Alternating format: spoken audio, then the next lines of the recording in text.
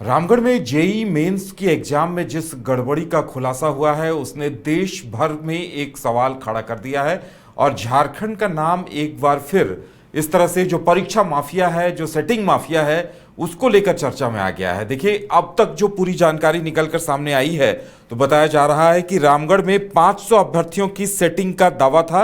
Police अब उन अभिभावकों की लिस्ट खंगाल रही है। 3 लोगों को गिरफ्तार भी कर लिया गया है। रामगढ़ के राधा गोविंद यूनिवर्सिटी में इस गड़बड़ी का खुलासा हुआ है और हर दिन, यानी आप सोच सकते हैं कि 2 तारीख से जितने दिन परीक्षा चलती, हर दिन 70 परीक्षार्थियों को पास कराने की योजना थी। अब देश स्तरीय आईआईटी और जेई मेंस जैसी एक नेशनल टेस्टिंग एजेंसी अगर कोई परीक्षा ले रही है और उसमें गड़बड़ी कराने के लिए माफिया तैयार हो जाए तो आप समझ सकते हैं मामला कितना गंभीर है। हमारे साथ मदन है। मदन, देखिए, कई अहम खुलासे हुए हैं और अब देखिए हर दिन 70 बच्चों को एक सेटिंग के तहत पास कराने की तैयारी थी। हार्डवेयर में छेड़छाड़ की गई थी, यानी जब सिस्टम लेके अभ्यर्थी परीक्षा देने बैठते तो उन सवालों के जवाब उन्हें उसी सिस्टम पर मिलने लगते। एक बड़ा खुलासा हुआ है।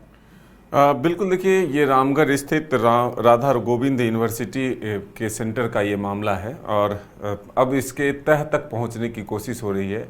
200 परीक्षार्थी उस सेंटर पर प्रतिदिन शामिल होते। 2 से 8 अप्रैल तक यह परीक्षा आयोजित होनी है। ऐसे में 70 अभ्यर्थियों को एक दिन में सेटिंग कर जो है वो पास कराने की एक तैयारी थी।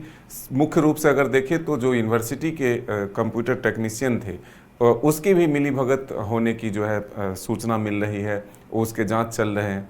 लेकिन प्रमुख रूप से देखें तो 500 अभ्यर्थियों को इस सेंटर से पास आउट करना था, यानी कि जो कंप्यूटर बदलने की तैयारी थी, सिस्टम जो बदले जा रहे थे उसके जरिए इसमें सफलता दिलानी थी।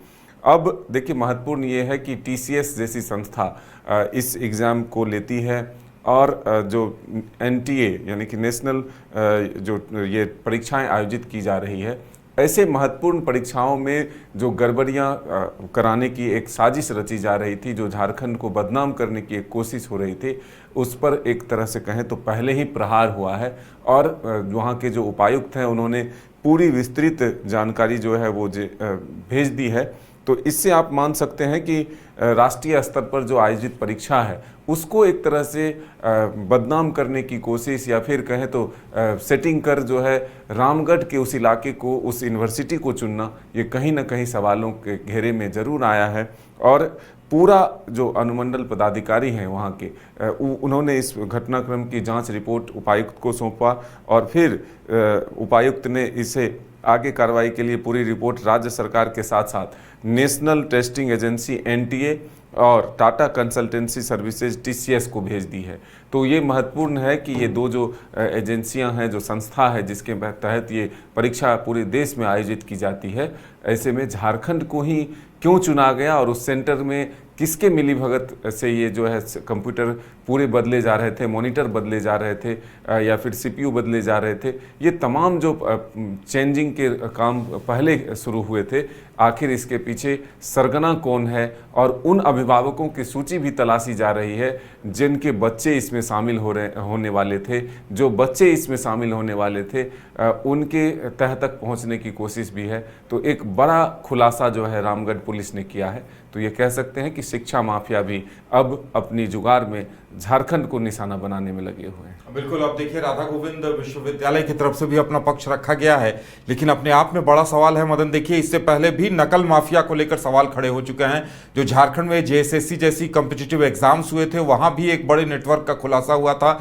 बच्चों को नेपाल तक ले जाकर उत्तर रटवाए जा रहे थे। यहाँ तो सीधे सीधे एक राष्ट्रीय स्तर की परीक्षा में, मतलब सोचिए कि उन्हें उन प्रश्नों के जवाब उन्हीं के सिस्टम पर मिलने लगते। अब एक बड़े नेटवर्क का खुलासा होना जरूरी है और कई अभिभावकों से ये भी जानकारी आ रही है कि पैसों की डील भी हो गई थी नकल माफिया के लोगों से। देखिए, एक तो जो विश्वसनीयता है उस पर सवाल उठने शुरू हो जाते, क्योंकि कंप्यूटर के माध्यम से ये कहा जाता है कि पारदर्शी तरीके से परीक्षाएं जो है वो ली जा रही है, लेकिन कंप्यूटर ही फिक्स कर दिया जाए, सेट कर दिया जाए, तो ये एक बड़ा सवाल जरूर सामने आया है।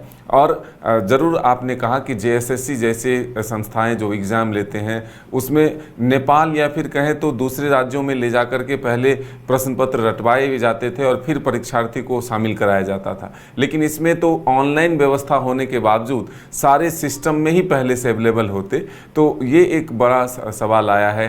प्रश्न पत्र सेम वही आए और उसके उत्तर पहले से उसमें फिक्स कर दिए जाए, तो कितने लोगों का ये रैकेट है, कौन कौन लोग इसमें शामिल है, ये एक बड़ा सवाल बनकर सामने आया है। और उस तह तक पहुंचने की जरूर टीसीएस भी करेगी, जो एनटीए है वो भी करेगी, और राज्य सरकार और जो वहाँ के उपायुक्त हैं उनके माध्यम से भी इस जांच के दायरे को आगे बढ़ाया जाएगा। चलिए, अब इंतजार किया जाना चाहिए कि इस पूरे मामले पर जांच में क्या कुछ निकल कर सामने आता है और वो कौन लोग हैं जो बिहार से लेकर झारखंड तक इस तरह का नकल माफिया का नेटवर्क चला रहे हैं, जो टैलेंटेड कहा जा सकता है कि अभ्यर्थी हैं, उनकी हकमारी हो रही है, और जो पैसे देकर सेटिंग कर पास होने वाले बच्चे हैं उन बच्चों के लिए उनके अभिभावकों से पैसों की वसूली कर इस तरह की सेटिंग की जा रही है सिस्टम में, ताकि उन्हें पास कराया जा सके। अपने आप में एक बड़े घोटाले का खुलासा हुआ है। नकल माफिया तक पुलिस के पहुंचने के आसार समझ में आ रहे हैं। इंतजार इस बात का है